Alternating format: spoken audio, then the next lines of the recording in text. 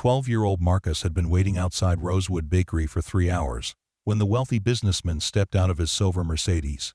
The boy didn't know that this stranger had been watching him through the window, didn't know about the phone call that was about to change everything, didn't know that his simple act of giving away his only piece of bread to a crying toddler would spark a conversation that would transform his family's entire future.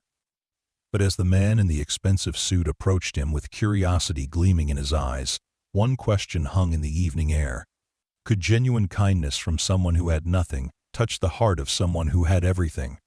Before we carry on, please hit the subscribe button for more real, emotional, life-changing stories like this. And let me know where you are watching from in the comments. The autumn wind carried the sweet aroma of freshly baked pastries down Maple Street, but Marcus Rodriguez barely noticed anymore. He had claimed his usual spot on the weathered wooden bench across from Rosewood Bakery at exactly 5:30, just as he had every evening for the past 2 months. His thin jacket provided little protection against the October chill, but he pulled it tighter around his shoulders and settled in to wait. At 12 years old, Marcus had learned patience the hard way. Life in the cramped 2-bedroom apartment he shared with his mother Elena, his 8-year-old sister Sophia, and baby brother Diego had taught him that good things rarely came easily or quickly. His mother worked double shifts at the textile factory across town, leaving before dawn and returning after sunset, her calloused hands testament to the grueling work that barely kept their family afloat. The boy's dark eyes remained fixed on the bakery's front window, where golden loaves and decorated cakes created a display that seemed to mock his empty stomach. He had discovered this routine by accident 2 months ago, when he had been walking home from his after-school job sweeping floors at Rodriguez Auto Repair, his uncle's struggling garage. The bakery owner, Mrs. Chen, had emerged from the shop carrying a paper bag filled with day-old bread and pastries, items too stale to sell, but still edible for those desperate enough to appreciate them. Marcus had watched from the shadows as she placed the bag beside the shop's back door, clearly intended for someone in need. That first night, he had waited until she disappeared inside before approaching the bag with trembling hands. The bread inside had been the first food he had eaten in nearly 2 days, and tears had streamed down his face as he savored each bite, thinking of Sophia and Diego at home, sharing a single can of soup for dinner. Now, sitting on the bench as another day drew to a close, Marcus reflected on how this ritual had become his lifeline. Mrs. Chen never acknowledged his presence directly, but he sensed she knew about his nightly visits. Sometimes the bag contained an extra pastry or two, and once he had found a small container of soup still warm from the kitchen. These small acts of kindness kept hope alive in his chest, even on the darkest days. The bakery's interior glowed with warm light, and through the large front windows, Marcus could see Mrs. Chen moving about, cleaning up after another busy day. Her movements were methodical and tired, the result of long hours spent on her feet, kneading dough and serving customers. She had owned Rosewood Bakery for 15 years, transforming it from a failing corner shop into a neighborhood institution known for its authentic Chinese pastries, alongside traditional American breads and cakes. As Marcus waited, he noticed a sleek silver Mercedes pull up to the curb near the bakery. The car looked completely out of place in this working-class neighborhood, where most vehicles showed their age through rust and dents.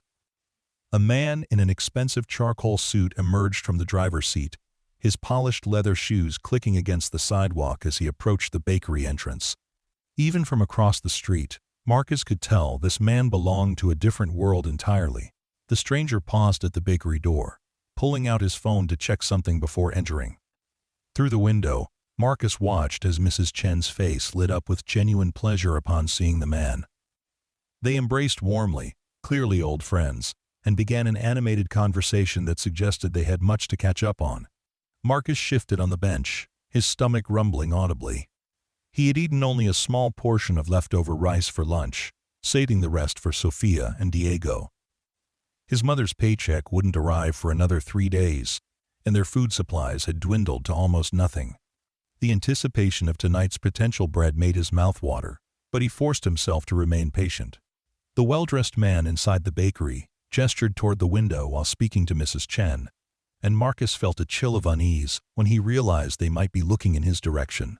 He hunched his shoulders, and tried to make himself less visible, worried that his presence might somehow interfere with whatever business the stranger had with Mrs. Chen. Inside the bakery, the conversation continued for nearly an hour. Marcus watched as Mrs. Chen served her visitor tea and what appeared to be some of her famous almond cookies. Their discussion seemed serious at times, punctuated by laughter and gestures that spoke of long friendship. The man's attention occasionally drifted to the window, and Marcus began to suspect that he was indeed the subject of at least part of their conversation. As closing time approached, Marcus felt the familiar flutter of nervous anticipation in his chest. Mrs. Chen began her end-of-day routine, wiping down counters and organizing the cash register. The well-dressed man remained seated at a small table near the window, still talking with her as she worked. Marcus wondered if this meant there would be no bag of leftovers tonight, a possibility that made his empty stomach clench with disappointment. Just as Marcus was beginning to consider leaving empty-handed, a new presence appeared on the street.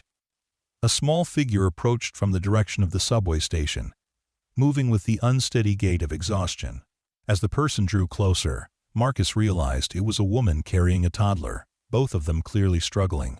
The woman's clothes were rumpled and dirty, her face gaunt with hunger and fatigue. The child in her arms, who couldn't have been more than 2 years old, was crying with the particular desperation that comes from genuine need. The woman sat down heavily on a bus-stop bench about 20 feet from Marcus, trying to soothe her crying child with gentle words spoken in accented English.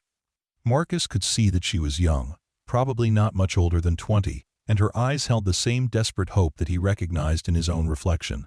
She rocked the toddler gently, whispering promises that everything would be okay, but the child's cries only intensified.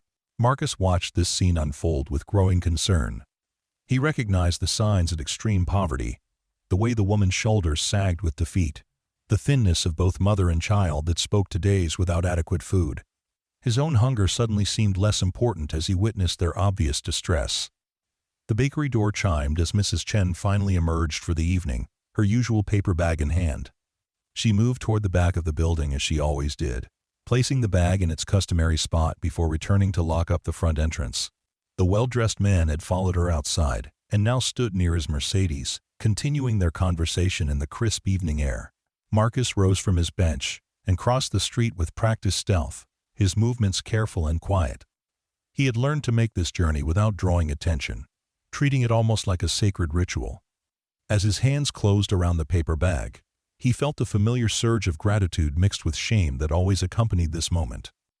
Inside the bag, he discovered what appeared to be several dinner rolls, 2 day-old croissants, and a small container that smelled like chicken soup.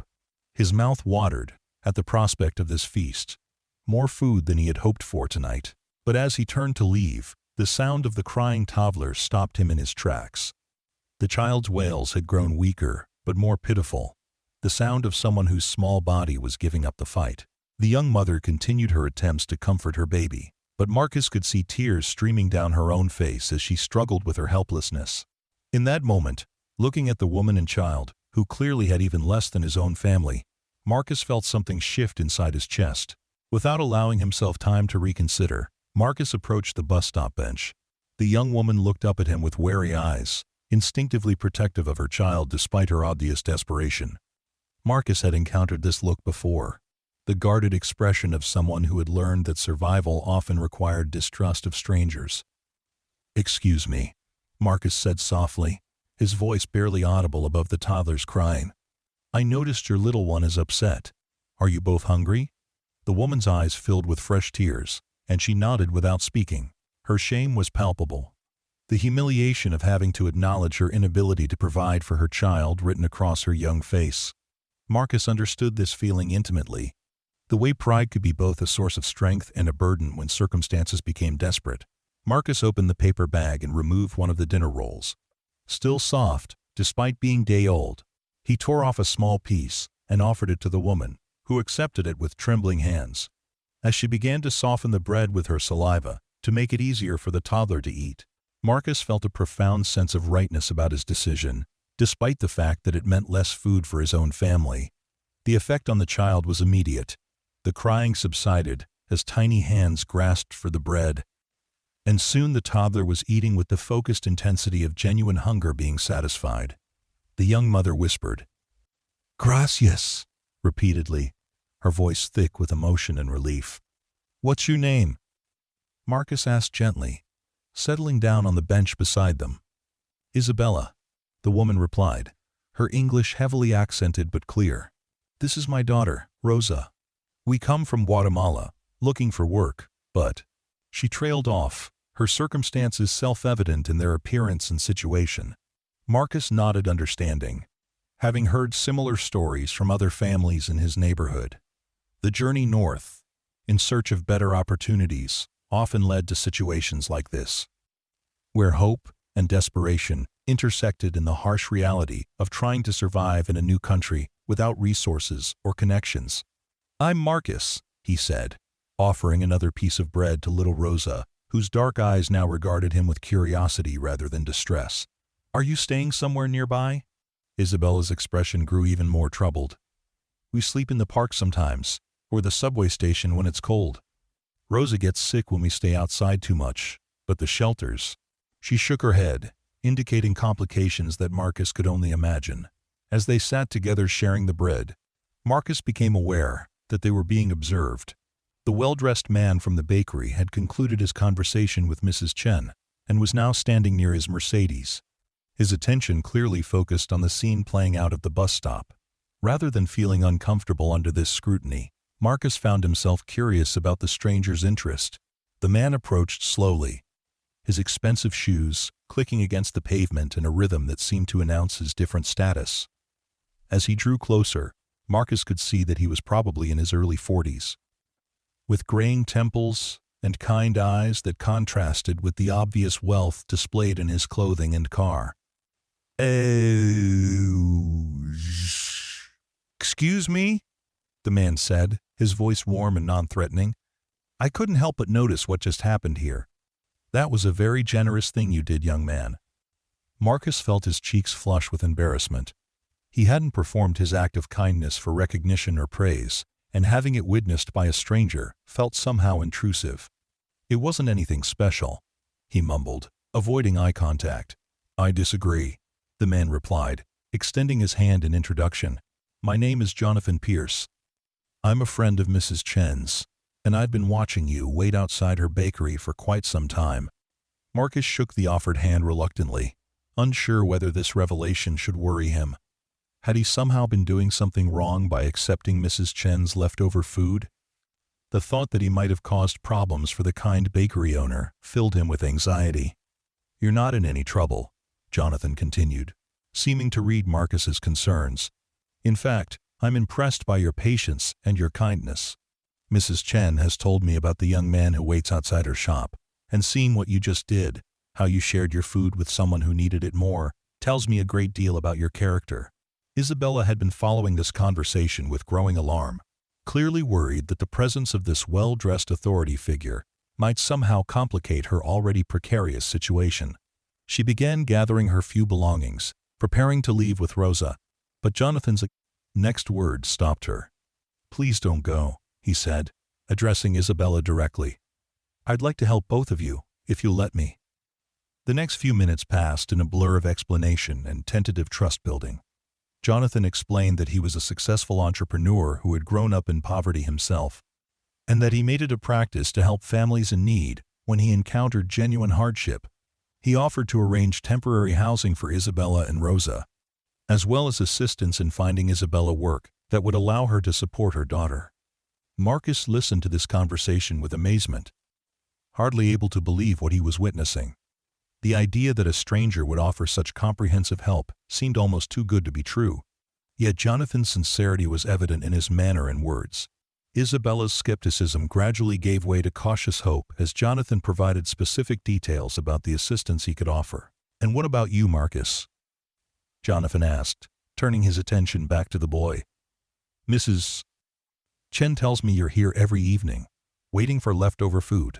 That suggests your family is struggling as well.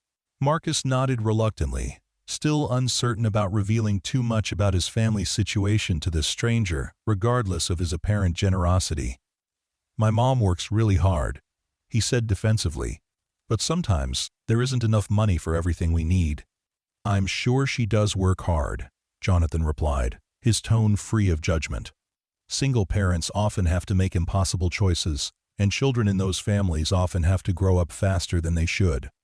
What I saw tonight tells me that despite your own hunger, you understand what it means to look out for others. That's not a quality you see every day. As their conversation continued, Mrs. Chen emerged from the bakery, having finished her closing routine. She approached the group with a mixture of curiosity and concern, clearly wondering what had developed in her absence. Jonathan was just telling us about ways he might be able to help, Marcus explained to the bakery owner, who had always been kind to him despite never directly acknowledging their unspoken arrangement. Mrs. Chen's face brightened with understanding. "Ah, so you have met our evening visitor," she said to Jonathan with a knowing smile. "I have been telling you about this young man, how he waits so patiently and never asks for anything directly. Tonight I saw him share his food with this mother and child, and my heart felt very full." Jonathan nodded, his expression thoughtful. It's rare to see such selflessness, especially from someone who clearly has so little to spare. It makes me think about the conversation we were having earlier, about the scholarship program we discussed. Marcus looked between Jonathan and Mrs. Chen with growing confusion. Scholarship program? Jonathan has been working with several local organizations to provide educational opportunities for deserving young people, Mrs. Chen explained. We have been discussing ways to identify students who might benefit from such assistance, young people who show both academic potential and strong character. The implications of this conversation began to dawn on Marcus, filling him with a mixture of excitement and disbelief. The possibility that his nightly vigil outside the bakery might lead to educational opportunities seemed almost impossible to comprehend. "I'd like to learn more about your situation, Marcus," Jonathan said. "Would it be possible for me to meet with you and your mother sometime this week? I have some ideas about how I might be able to help your family, but I'd need to understand your circumstances better first." Marcus felt his heart racing with a combination of hope and fear. The prospect of help was appealing, but he also worried about what his mother would think about him accepting charity from a stranger. Eleanor Rodriguez was proud and had always insisted on providing for her family through her own hard work, despite their struggles.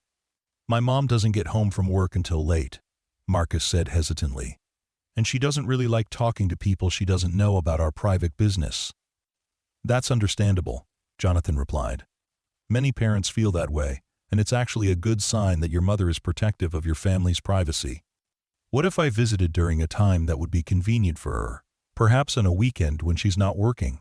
I could explain my background and my motivations for wanting to help."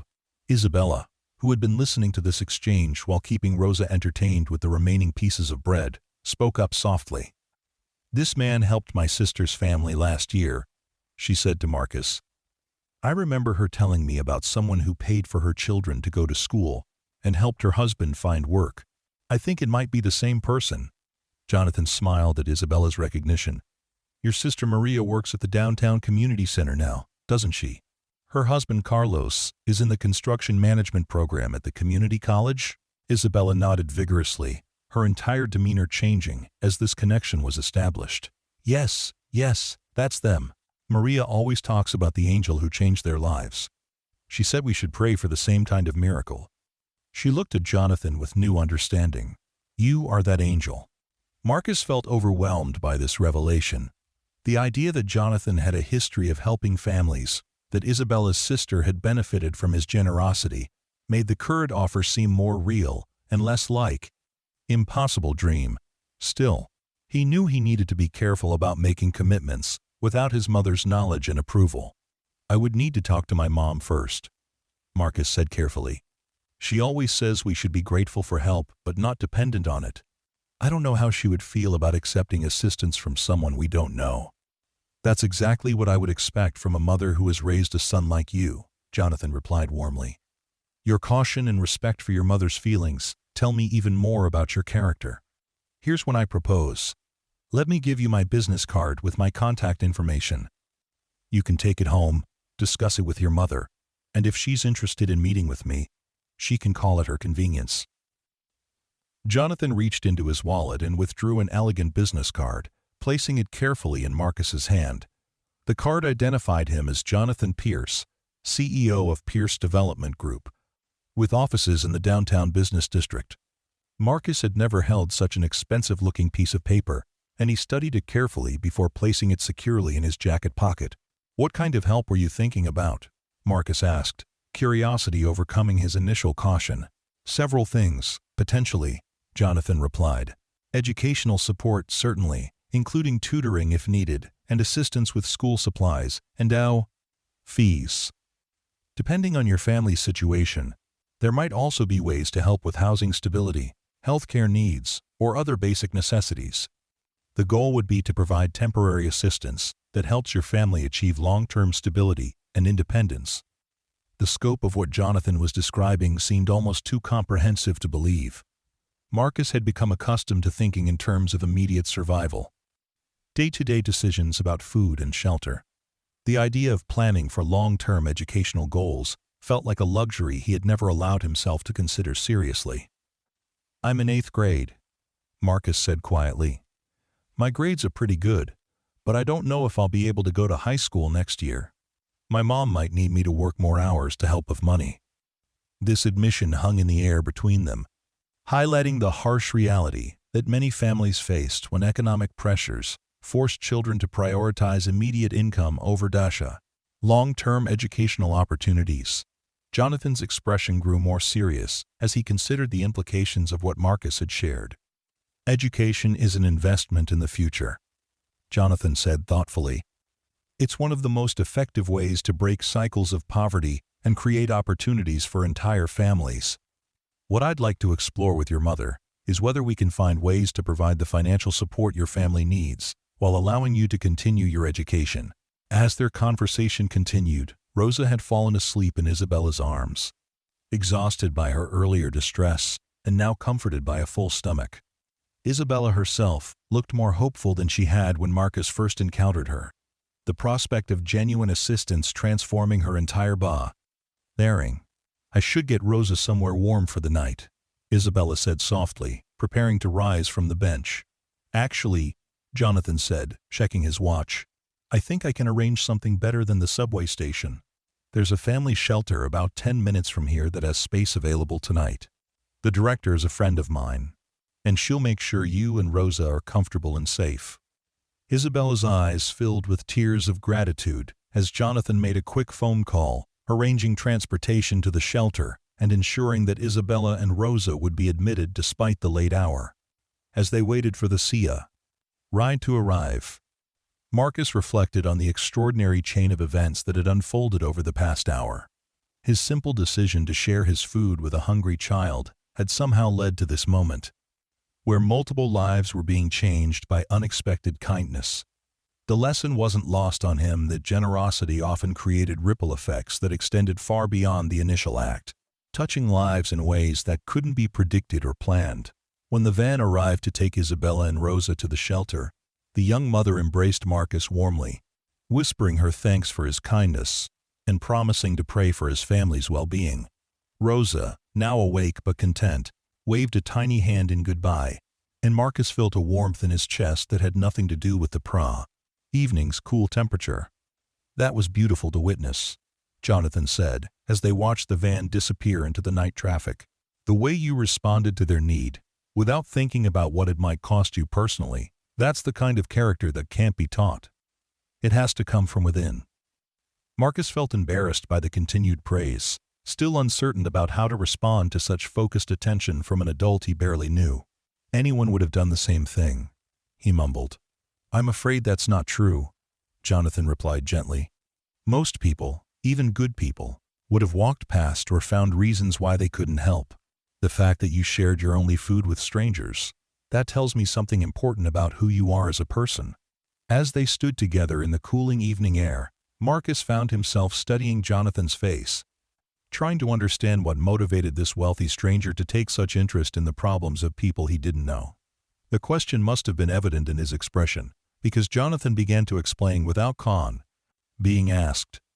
"I grew up not far from here," Jonathan said, his gaze drifting down the street toward the older residential neighborhoods. "My mother worked 3 jobs trying to keep food on the table and a roof over our heads. I spent a lot of evenings hungry. waiting outside different shops and restaurants, hoping someone would take pity on me. This revelation surprised Marcus. Who would assume that Jonathan's obvious wealth indicated a privileged background? The idea that this successful businessman had once been in a situation similar to his own made Jonathan seem more approachable and trustworthy. "What changed for you?" Marcus asked, genuinely curious about how someone could transition from poverty to the kind of success Jonathan had clearly achieved. "A teacher," Jonathan replied simply. "Mrs. Henderson, my 7th grade English teacher. She noticed that I was always tired and hungry, and she figured out that I was skipping lunch to save the money for bus fare home. Instead of just feeling sorry for me, she found ways to help that didn't make me feel ashamed."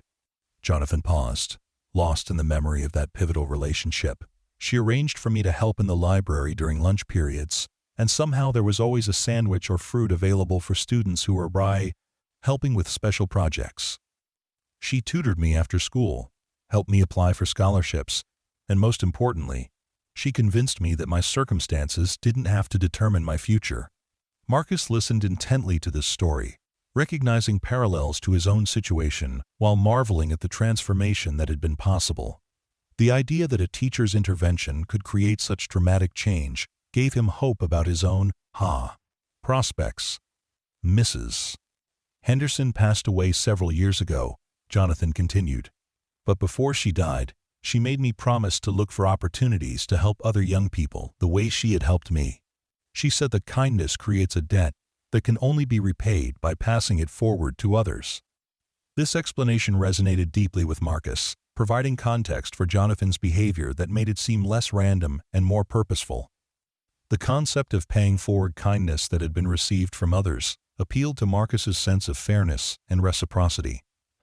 "So when you help families like Isabella's, or when you're offering to help mine, you're really keeping a promise to your teacher?" Marcus asked. "Partly," Jonathan acknowledged. "But it's also because I remember what it felt like to be 12 years old and hungry, to worry about whether there would be enough money for rent, to feel like the future was something that happened to other people but not to me. If I can help prevent other children from feeling that hopelessness, then my success has real meaning." As they continued talking, Mrs. Chen had been cleaning up inside the bakery, and she now emerged to lock up for the final time. She approached Marcus and Jonathan with a pleased expression, clearly satisfied with how the evening had developed. "This is very good," she said to Marcus, patting his shoulder affectionately. "Jonathan is a good man, and he helps many families. You should talk to your mother about his offer." Marcus nodded, still overwhelmed by the rapid progression of events. A few hours ago, his biggest concern had been whether there would be enough leftover bread to help satisfy his family's hunger. Now he was contemplating possibilities that had seemed completely beyond reach. "Mrs. Chen has been like a second mother to many children in this neighborhood," Jonathan explained. "She's the one who told me about you, about your patience and politeness, about how you never ask for anything directly but clearly need help." Mrs. Chen smiled at this description. "Marcus is a good boy. He always waits quietly, never makes trouble, always says thank you even though we never speak directly. I can tell from watching him that he has been raised well by a mother who loves him." This praise for Mrs. Chen meant perhaps more to Marcus than Jonathan's offer of assistance, because it came from someone who had observed him consistently over time. The fact that his behavior had impressed the bakery owner filled him with pride and reinforced his determination to continue making his mother proud.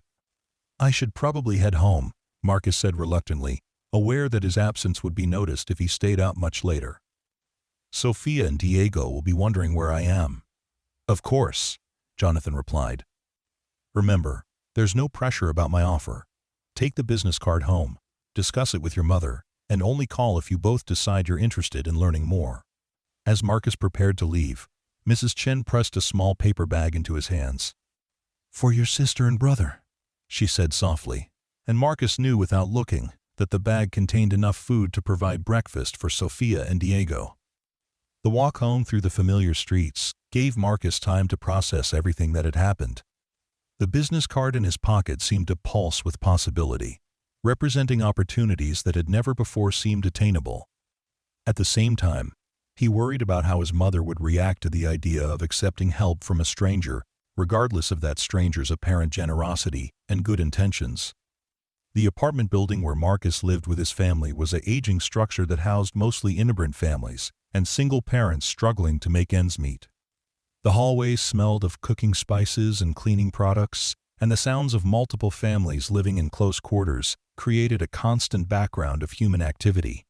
Marcus climbed the 3 flights of stairs to his family's apartment, using his key to enter quietly in case the younger children were already asleep. The living room served multiple functions, with Sophia's homework spread across a small table and Diego's toys scattered on the worn carpet. His mother's work clothes hung over a chair, drying after their daily washing. Sophia looked up from her homework as Marcus entered, her face brightening with relief at his return.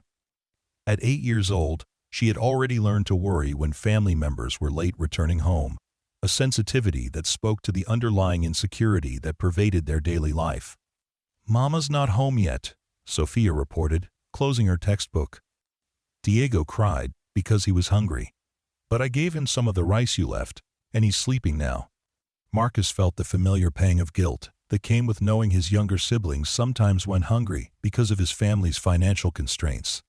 The bag from Mrs. Chen would help, but it also reminded him of how precarious their situation remained. "I brought some food," Marcus said, showing Sophia the bag. "There's enough for breakfast tomorrow, and maybe some left over for after school." Sophia's eyes lit up with the kind of excitement that should have been reserved for special treats, not basic sustenance. She hugged Marcus tightly, her thin arms conveying both gratitude and the kind of fierce love that held their family together despite all their challenges.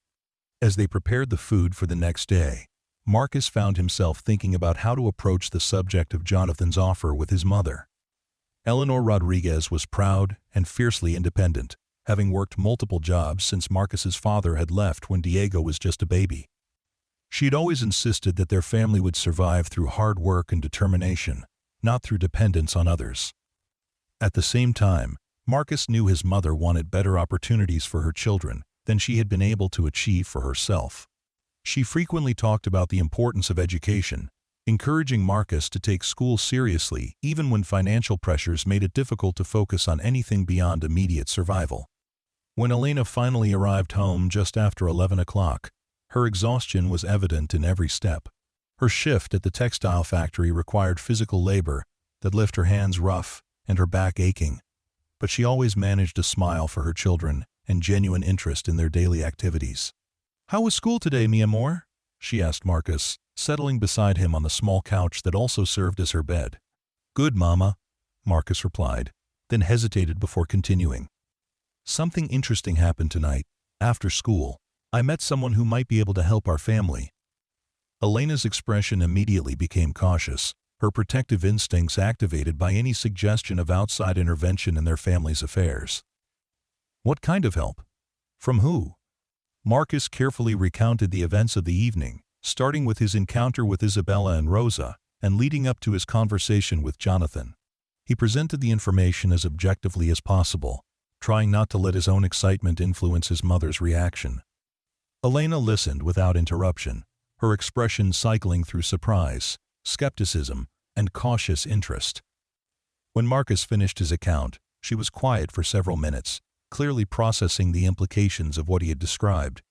"Show me this business card," she said finally. Marcus retrieved the card from his jacket pocket and handed it to his mother, watching as she examined it carefully. Elena's English was good, and she was able to read the information without difficulty. The quality of the card itself, along with the professional design and downtown address, seemed to impress her despite her initial skepticism. "Pierce Development Group," she read aloud. "I have heard of this company. They built those new office buildings near the river and the community center where Mrs. Morales takes her children for after-school programs." This recognition seemed to lend credibility to Jonathan's offer, transforming him from a complete stranger into someone with an established reputation in their community. Marcus felt encouraged by his mother's apparent familiarity with Jonathan's business. "What exactly did he offer to do for us?" Elena asked, setting the business card on the table between them. Marcus repeated Jonathan's explanation about educational support, potential assistance with housing and healthcare, and the goal of helping their family achieve long-term stability. As he spoke, he could see his mother weighing the potential benefits against her natural reluctance to accept charity. "And he wants to meet with me to discuss our situation?" Elena asked. "Only if you want to," Marcus emphasized. He said there was no pressure, and that you should call only if you're interested in learning more. Elena picked up the business card again, turning it over in her hands as she considered her options. Marcus could see the internal struggle she was experiencing, her desire to provide better opportunities for her children, competing with her pride, and her concern about becoming dependent on others. "Tell me again about the woman and her child," Elena said. "The ones you shared your food with." Marcus described his encounter with Isabella and Rosa in greater detail, explaining what had motivated him to give up part of his own meal to help them. As he spoke, he could see pride in his mother's eyes, the satisfaction of knowing that her son had acted with compassion despite his own need. "You did the right thing, Marcus," Elena said softly. "Even when we have very little, we can still help others who have less. That is something your abuela always taught me, and I am glad to see that you understand it too." This affirmation from his mother meant everything to Marcus, confirming that his instinctive response to Isabella and Rosa's distress had aligned with the values she had worked to instill in him. The knowledge that she was proud of his actions gave him confidence that she might also be open to considering Jonathan's offer. "So what do you think, Mama? Should we call him?" Elena was quiet for a long moment, staring at the business card while she made her decision. "I think," she said finally, "that we should learn more about what he is offering before we decide anything. If he is genuinely trying to help families like ours, and if his assistance could give you and Sophia and Diego better opportunities, then maybe we should at least listen to what he has to say." Marcus felt his heart leap with excitement at his mother's cautious acceptance. The possibility that Jonathan's offer might lead to real improvements in their family's situation suddenly seemed achievable rather than just a fantasy. "When should we call him?" Marcus asked. "Tomorrow is Saturday," Eleanor replied. "I will call in the morning and see if he is available to meet this weekend. If we are going to do this, I want to understand exactly what he expects from us and what his motivations are." That night, Marcus lay on the narrow mattress he shared with Diego, staring at the ceiling while his mind raced with possibilities. The events of the evening seemed almost surreal in retrospect, the kind of dramatic plot development that belonged in movies rather than real life. Yet the business card on the kitchen table served as tangible proof that it had all actually happened. As he finally drifted off to sleep, Marcus found himself thinking about Mrs. Henderson, the teacher who had changed Jonathan's life through her kindness and investment in his potential. The idea that similar intervention might be possible for his own family filled him with a hope he had rarely allowed himself to feel. The next morning dawned crisp and clear, with autumn sunshine streaming through the apartment's small windows. Elena had risen early despite her exhaustion from the previous day's work, and Marcus found her sitting at the kitchen table with Jonathan's business card in front of her and a cup of coffee growing cold beside her. "Have you decided when to call him?" Marcus asked, settling beside his mother at the small table. Elena nodded, her expression resolute but nervous. "I will call after Sophia and Diego wake up. I want them to understand what might be happening, so they are not confused if this man comes to visit us." Marcus appreciated his mother's thoughtfulness in considering how this development might affect his younger siblings. Sophia, in particular, was sensitive to changes in routine and would need careful explanation to understand why a stranger might be offering to help their family. As if summoned by their discussion, Sophia emerged from the bedroom she shared with Diego, rubbing sleep from her eyes and moving with the careful quietness of a child accustomed to navigating around adults' serious conversations. She noticed the business card immediately, her curiosity evident despite her attempt to appear nonchalant. "What's that?" she asked, pointing at the card while settling into the chair across from Marcus. Elena and Marcus exchanged glances before Elena began to explain, using age-appropriate language to describe the previous evening's events and the potential opportunity that had emerged. Sophia listened with the kind of intense focus she usually reserved for her favorite television programs, asking occasional questions that demonstrated her quick understanding of the situation's importance. So, this man might help us get a bigger apartment? Sophia asked, her eyes bright with possibility. We don't know yet what kind of help he might offer, Eleanor replied carefully. That's why I need to talk to him first, to understand what he has in mind and whether it would be good for our family. Diego had awakened during this conversation and now appeared in the doorway, drawn by the unusual energy in the kitchen. At 5 years old, he was too young to fully comprehend the significance of what was being discussed, but he sensed the excitement and hope in his family's voices. Are we going to have more food?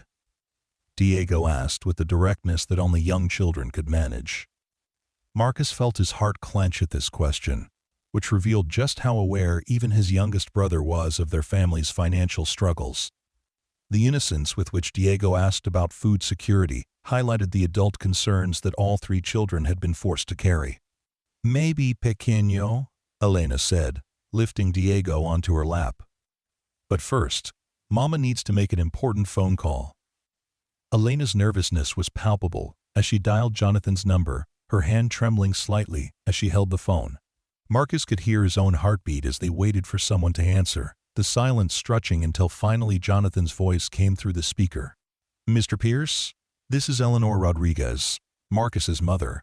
My son said you wanted to speak with me about helping our family.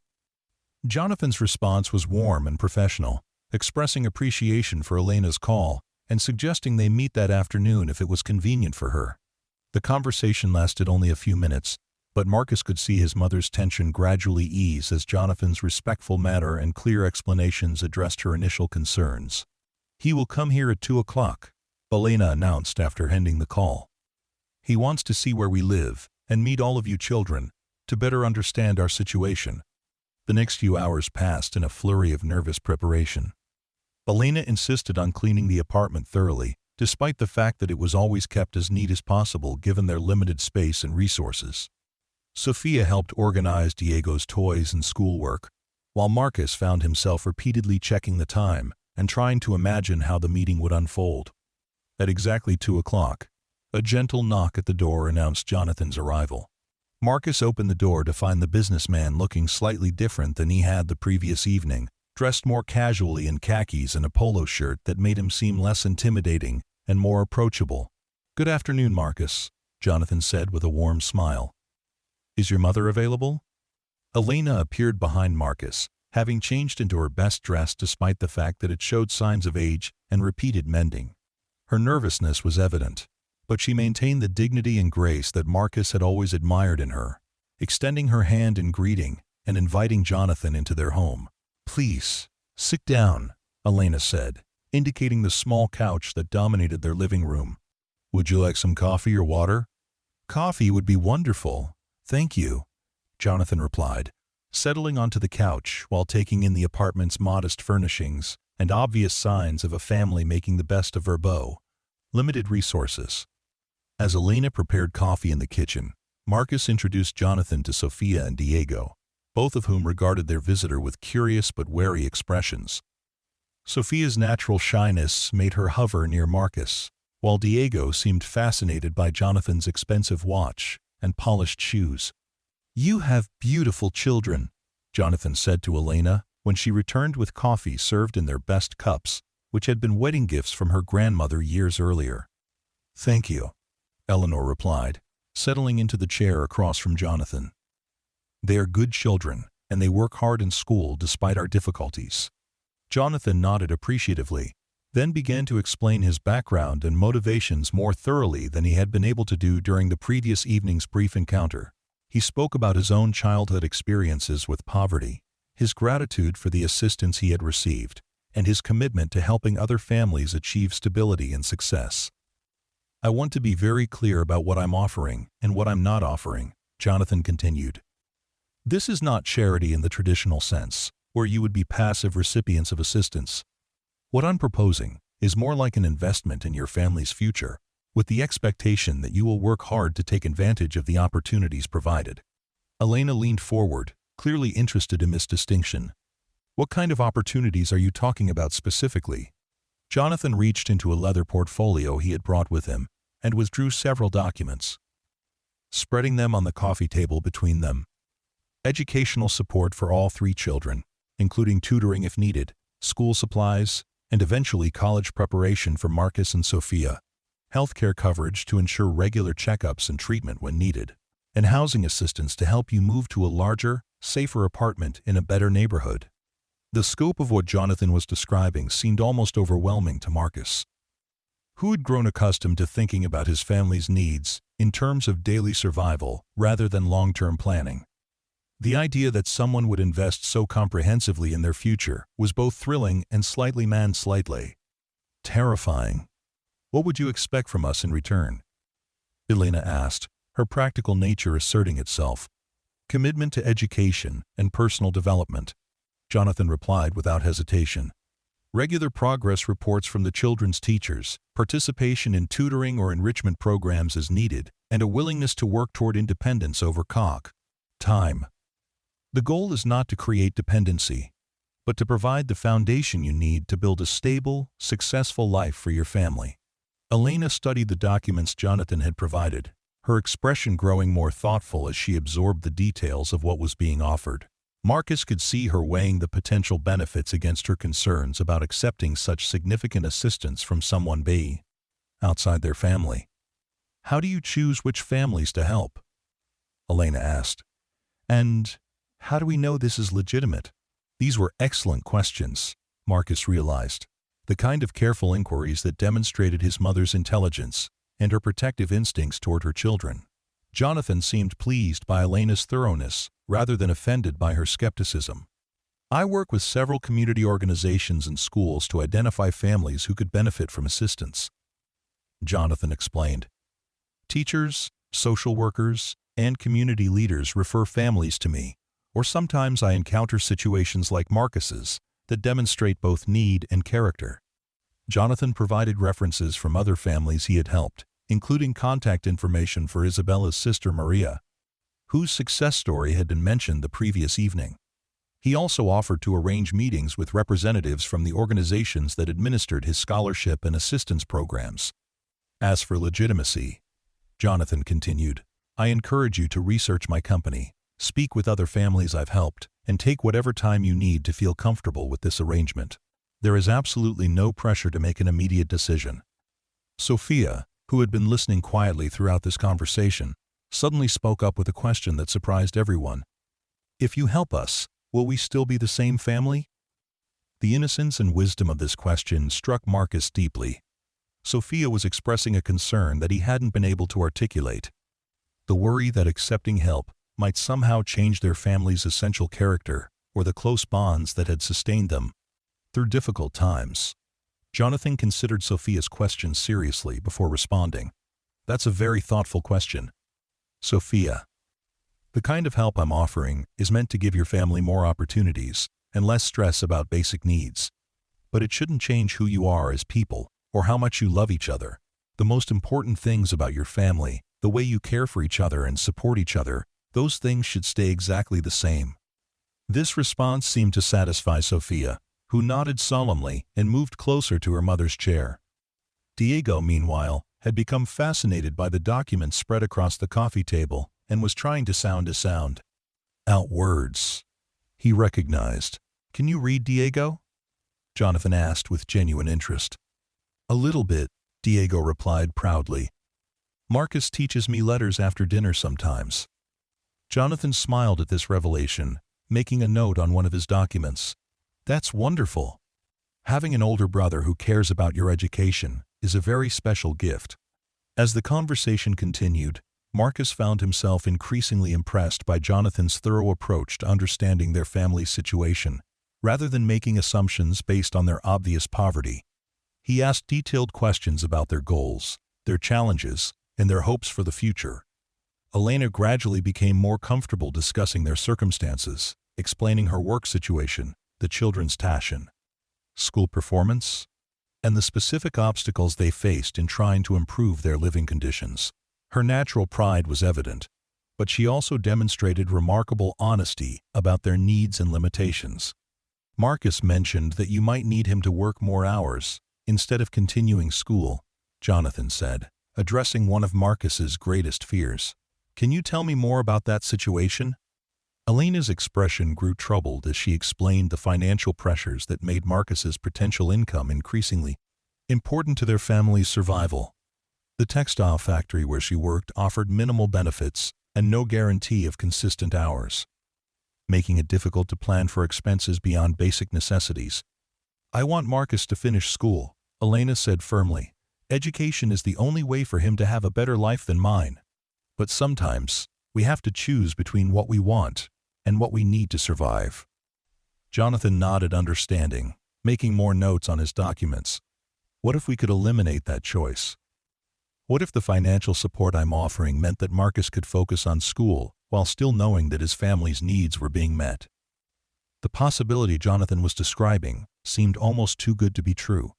Yet his detailed planning and obvious resources suggested that he had the means to follow through on his commitments. Marcus felt a growing excitement as he contemplated being able to focus entirely on his education without the constant worry about his family's financial stability. "There is one more thing I should mention," Jonathan said, reaching for another document from his portfolio. "Part of the program I'm proposing includes summer internships and job training opportunities for Marcus as he gets older. The goal is to help him develop professional skills and work experience that will serve him well in the future." This addition to the proposal excited Marcus even more than the educational support, as it suggested a comprehensive approach to preparing him for adult success, rather than simply providing temporary relief from their current difficulties. Elena asked numerous detailed questions about the logistics of Jonathan's assistance, the timeline for implementation, and the specific commitments that would be expected from each family member. Her thoroughness impressed Jonathan, who seemed to appreciate her careful consideration of such an important decision. "I can see where Marcus gets his thoughtfulness and character," Jonathan said to Elena. "The way you're approaching this decision, making sure you understand all the implications before committing your family, that shows exactly the kind of responsible parenting that makes me confident this assistance will be well used." As the meeting drew toward a conclusion, Jonathan asked if the family would like a few days to discuss the proposal privately before making their decision. He emphasized again that there was no pressure to accept his offer, and that he would respect whatever choice they made. "How long do other families usually take to decide?" Elena asked. "It varies," Jonathan replied. "Some families know immediately that they want to move forward, while others need several weeks to feel comfortable with such a significant change. There's no right or wrong timeline for this kind of decision." After Jonathan left, promising to call in a few days to answer any additional questions, the Rodriguez family spent the evening discussing the extraordinary opportunity that had been presented to them. Each family member had different concerns and sources of excitement, but all of them recognized the potential for dramatic positive change in their circumstances. Sophia worried about changing schools if they moved to a different neighborhood, while Diego seemed most excited about the possibility of having his own bedroom. Marcus found himself torn between overwhelming gratitude and lingering disbelief that such comprehensive assistance was actually possible. Elena's primary concern remained the long-term implications of accepting such significant help, particularly the question of what would happen if Jonathan's circumstances changed or if his assistance was withdrawn. For any reason, her protective instincts made her cautious about building their family's future on someone else's generosity, regardless of how sincere that generosity appeared to be. "What do you think, my amor?" Elena asked Marcus as they prepared for bed. "You are old enough to understand what this could mean for our family." Marcus had been considering this question throughout the day, weighing his excitement about the opportunities against his understanding of his mother's concerns. "I think Mr. Pierce is sincere about wanting to help us," he said carefully. "And I think the kind of help he's offering could change everything for Sophia and Diego and me. But I also think we should be smart about protecting ourselves." Elena smiled at her son's mature response. "What do you mean by protecting ourselves?" "Maybe we should start with some of the help he's offering, like the tutoring or school supplies, and see how that goes before we make bigger changes like moving to a new apartment. That way we can make sure this is really what he says it is." This suggestion demonstrated the kind of practical wisdom that made Elena proud of how she had raised her children despite their difficult circumstances. Marcus's ability to balance optimism with caution suggested that he would handle whatever opportunities came his way, with appropriate care and gratitude. Over the next few days, Elena contacted several of the references Jonathan had provided, speaking with other families who had benefited from his assistance programs. Without exception, these conversations reinforced Jonathan's credibility and the positive impact of his support on families in situations similar to their own. Maria, Isabella's sister, was particularly enthusiastic in her praise of Jonathan's help, describing how his assistance had enabled her husband to complete his education while providing stability for their children during the transition period. Her success story provided a concrete example of how Jonathan's investment in struggling families could produce long-term positive outcomes. Armed with this additional information, Elena called Jonathan to arrange a second meeting, this time to discuss the specific terms and timeline for beginning their assistance program. The conversation was more relaxed than their initial interaction, with both sides having had time to consider the arrangement more thoroughly. "We would like to accept your offer," Elena said, her voice steady despite the magnitude of what she was committing her family to. "But we would prefer to start gradually, with educational support and perhaps some help with our current housing situation, before making any major changes." Jonathan expressed complete support for this cautious approach, explaining that many families found it easier to adjust to assistance when it was implemented in stages rather than all at once. He outlined a timeline that would begin with tutoring services for all 3 children and basic healthcare coverage, followed by housing improvements, and eventually the possibility of relocation to a better neighborhood. "The most important thing," Jonathan emphasized, "is that you feel comfortable with each step of this process. This assistance is meant to reduce stress in your lives, not create new anxieties about change or expectations." The first concrete manifestation of Jonathan's assistance came in the form of a tutor who began working with Marcus 3 times a week after school, helping him strengthen his academic skills and prepare for high school entrance exams. Sophia and Diego also received age-appropriate educational support, with Sophia showing particular improvement in mathematics, and Diego beginning to read simple books independently. The impact of having reliable educational support was immediate and dramatic. Marcus's grades improved significantly, and more importantly, he began to see academic achievement as a realistic goal rather than a luxury he couldn't afford to pursue. The knowledge that his family's basic needs were being addressed allowed him to focus his energy on learning in ways that had never before been possible. Healthcare coverage enabled the family to address medical needs that had been ignored due to cost constraints. Diego's persistent cough was diagnosed and treated. Sophia received glasses that dramatically improved her reading ability, and Elena was able to get treatment for a back injury that had been causing her chronic pain.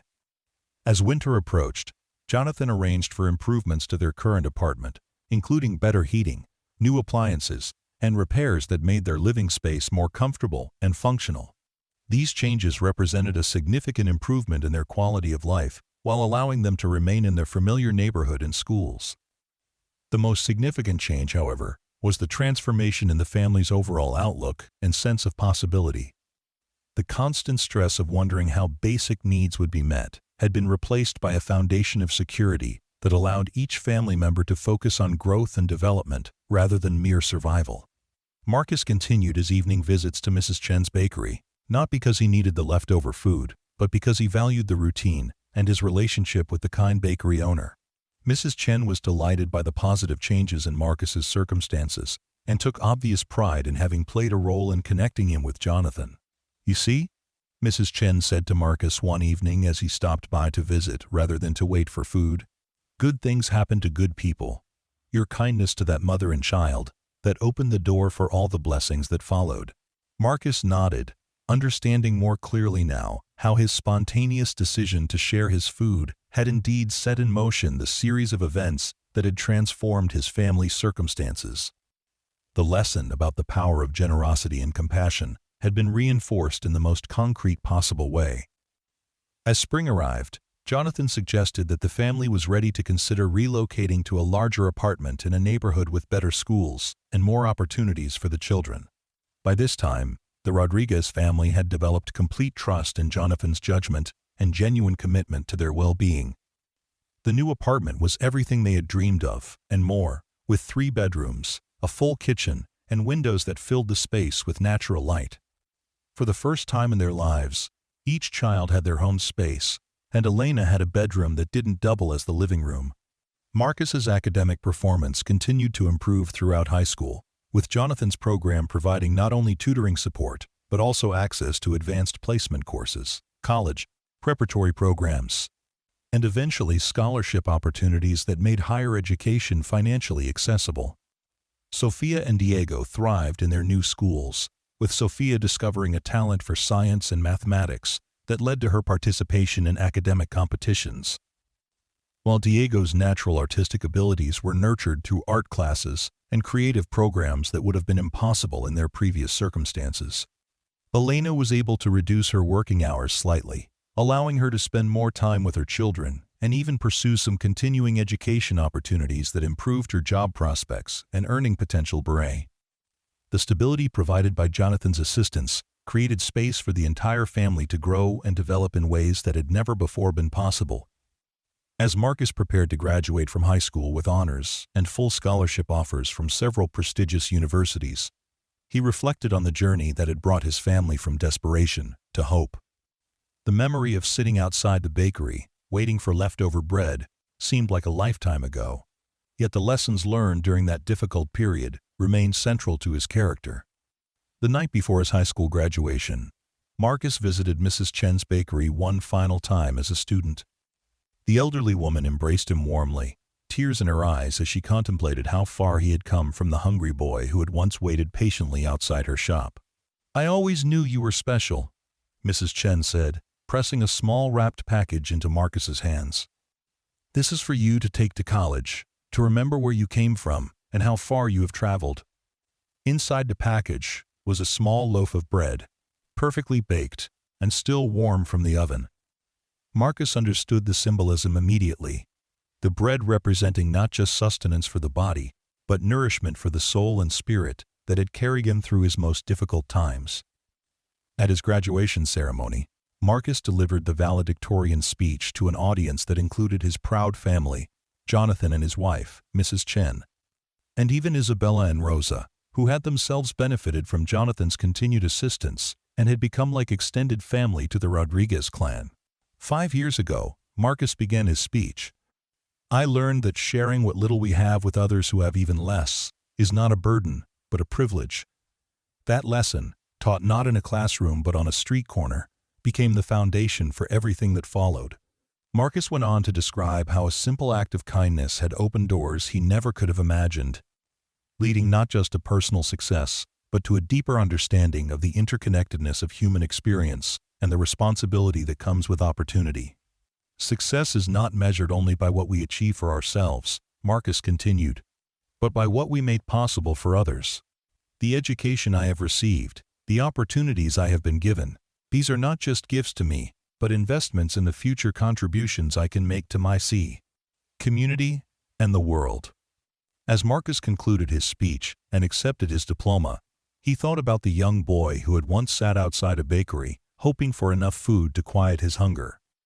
That boy's willingness to share his only meal with strangers in need had indeed changed everything, creating ripples of kindness and opportunity that continued to spread outward, touching lives in ways that could never have been predicted or planned. The story of Marcus Rodriguez became a testament to the power of compassion, the importance of recognizing potential in unexpected places, and the extraordinary transformations that become possible when kindness meets opportunity. From a simple act of sharing bread outside a neighborhood bakery, an entire family's future had been rewritten, proving that sometimes the smallest gestures can have the most profound and lasting impact on the world.